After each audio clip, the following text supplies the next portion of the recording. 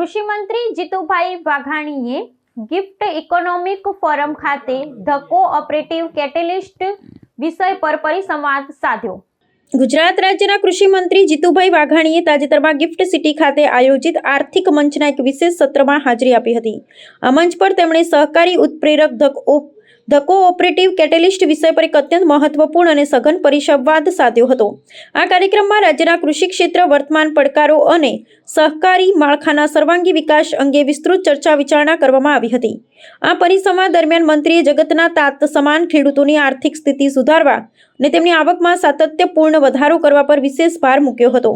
તેમણે સહકાર ક્ષેત્રે હાથ ધરવામાં આવતા નવા પ્રયોગો, ખેડૂતોને અવિરત અને સમયસર ખાતરનો પુરવઠો પૂરો પાડવાની વ્યવસ્થા અને જમીનની ફળદ્રુપતા જાળવી રાખવા માટે સપ્રમાણ ખાતરના વપરાશ અંગે ઊંડાણપૂર્વક માહિતી આપી હતી।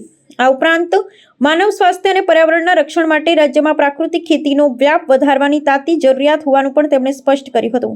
આગામી સમયમાં કૃષિ ક્ષેત્રે ક્રાંતિ લાવવાના હેતુથી તેમણે રાજ્યના ખેડૂતોને એક સકારાત્મક અપીલ કરી હતી। મંત્રીએ ખેડૂત મિત્રોને અનુરોધ કર્યો હતો કે તેઓ માન્યતા પ્રાપ્ત કૃષિ વિશ્વવિદ્યાલયો દ્વારા કરવામાં આવતા અવનવા વૈજ્ઞાનિક સંશોધનોના મહત્તમ લાભ લે અને પોતાની ખેત પદ્ધતિમાં અદ્યતન તકનીકોનો વિનિયોગ કરે। સરકારના આ અભિગમથી આગામી દિવસોમાં રાજ્યનું કૃષિ ઉત્પાદન વધવાની અને સહકારી માળખું વધુ સુદૃઢ બનાવવાની પ્રબળ સંભાવનાઓ સેવાઈ રહી છે।